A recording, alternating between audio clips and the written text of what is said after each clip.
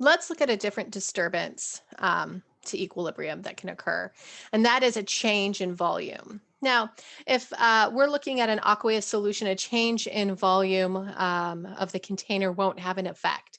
But if we're looking at a reaction taking place in the gas state, that'll have a pretty significant effect on equilibrium and disturb it. And that's kind of getting back to our idea of like ideal gas behavior, right? That if we're decreasing and increasing volume, we're also decreasing and increasing pressure, most likely.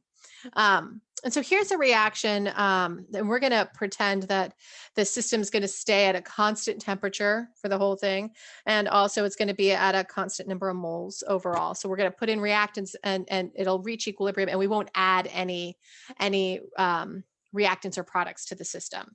So we'll keep that all the same. Where we were previously looking at changes in concentration, now we're not going to look at that at all. We're just going to change the volume of the container. So before we look at that, we need to always evaluate the number of moles we have on our reactant and product side when we're looking at gas phase reactions. So when I do this, I can tell that I have 4 moles of gas particles on my reactant side, and I get that value by adding the sum up or taking the sum of the coefficients. So that 4 is going to be the 3 from the hydrogen plus 1, and that's going to equal 4.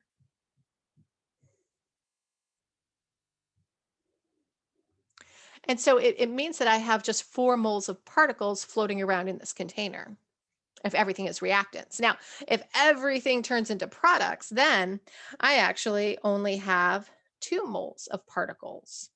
Remember, these are small, right? So there's a lot of space in between them. And so just the amount of particles is like halving, even though it's NH3 is technically a larger molecule than a hydrogen molecule would be.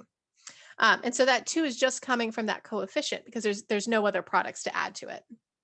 So I have more moles of gas on my reactant side than my product side.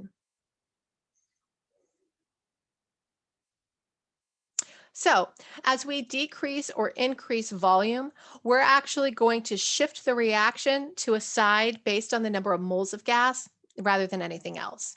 So if I decrease my volume, I'm going to favor whichever side of the reaction has less moles of particles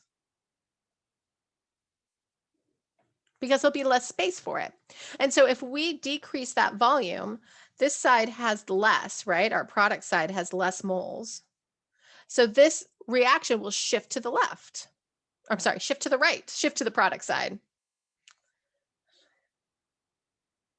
If you get your right and left mixed up like I do, it's sometimes nice to say shift right to form more products, just in case you flip to the right and the left, the products piece will catch you. All right, now if we increase the volume and there's a lot more space for this gas to occupy, and then we're going to have the reaction favor the side that actually has more moles of particles because there's more space. And so to kind of maintain the pressure, we would need to have more moles of particles if we have more space. And so all of this is intended, like the shifting to favor less or more is trying to maintain the pressure of the system. And so this will favor the side with the most moles of particles. And so in our specific example, we have more moles of particles, we have more moles on our reactant side. So as we increase our volume, we'll shift to form more reactants. We'll shift left to form more reactants.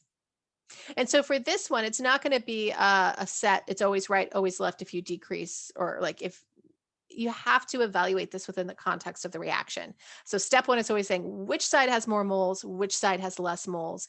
And then that will tell you which way equilibrium will shift as volume increases or decreases.